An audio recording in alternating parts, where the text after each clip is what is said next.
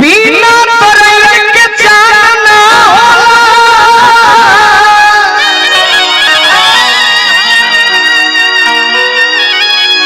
बिना सूरज के घाम ना होला।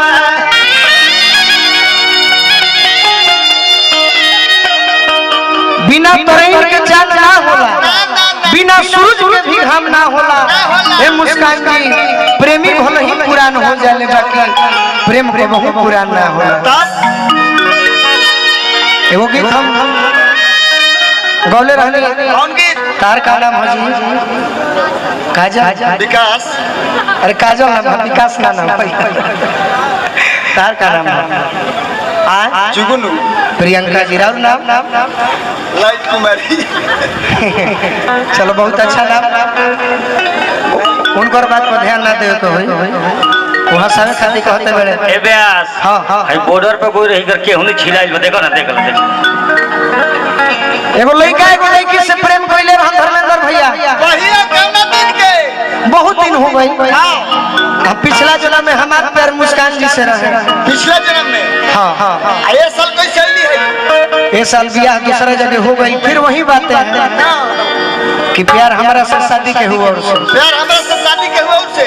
एगो गीत हमारा होता कल ही वेब कंपनी से रिलीज हुई कि लड़की ससुरा जाती है तो दीवाना भी लड़की फोन कइले बे ससुरा गइला के बाद लड़का ससुरैला के बाद लड़की फोन कइले भी ससुरा गइला के बाद अपना दीवाना जो जाके कि कैसन बड़ा तो दीवाना कहत रहे गीत अच्छा लगा ताली बजे हम एगो गीत के बाद फिर पुरान के गीत होई।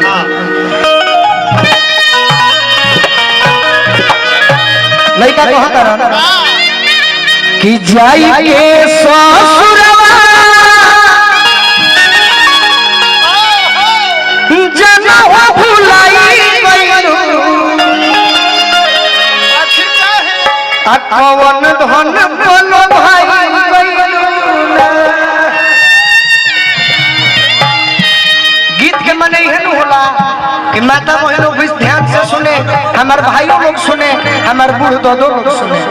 फुहर शब्द न थोके ना तो हमरो गावे वाला कि बनी हम न होइले राजा टेम्पू से आया तारे राजा घरे टेम्पू से। ई गीत तो हमरा चलते खैनी बोलत केहू बनाती है।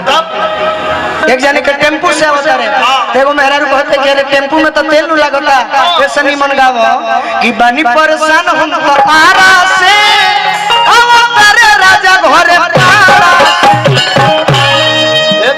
हां हां हां मेहरारू से भेंट करे ना आवत रहे। हां का करे आवत रहे? वो तो सर्व चरवाही में से आवत रहे। अच्छा ई कोनो गीत है भैया हम तू लोग बनाते हैं पारा से टेम्पू से एगो कहत दिया कि देह पर मकोले बनी नाई सिल से आया तारे राजा घरे साइकिल से। ई गाना के कोनो अर्थ बा बताओ हो प्रियंका? ई गाना पता है मजा आवत होई लेकिन तू तो अपन पार्टी में हिलाइए दे तू यही गिरी को चटनी इनका फरमाइश आवत होई तो चटनी पहले ही शुरू करत होई कैसे कि जदी हम जाने थे कि सैया मिली है करिया आ चढ़ल तिलक फेरवैती कुआरे रह जैती है सब। तुम्हारे रहत तो आनंद है। तो एक जनी कहतरी कि टेम्पू पाड़ा से साइकिल से छोड़ो हमार मत एक ही चीज से आवल काठी से कि भर देनी चोली हम तो पैसा से आया तारे राजा घरे पैसा। तो चारों के बदला मुस्कानावा कहतिया कि तोहनी के तीनों सखी तो कह देलु स हमार बात सुनो स कि घरे वाला झगड़ा सलट गइल बा घरे वाला झगड़ा सलट गइल बा अब हमारा के टेम्पू पलट गइल बा। मुंह गइल से मैं भातार के संगे संगे देवर भसुर सब गइल त ई गाना के कोनो बनी बाना आज बोलो सकत ऐसे सुनी तो निमन सुनी हां तो दीवाना कहता रे कि जाई के ससुरवा जना हो भुलाई गइलू आ कवन धन बोलो भाई गइलू ना। हे मुस्कान अरे पियावा के पाके अपना यारावा जियते मुआई गइलू ना पियावा के पाके अपना यारावा जियते मुआई जाई के ससुरवा जन हो भुलाई गइलू कौन धन पलो धरी गइलू जाई के ससुरवा जन हो भुलाई गइलू कौन धन पलो धरी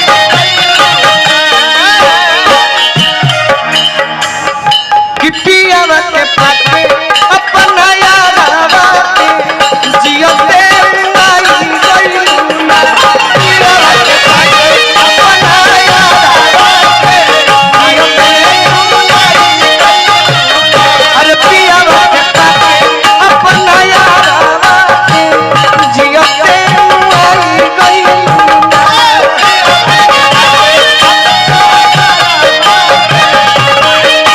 अरे चाचा हो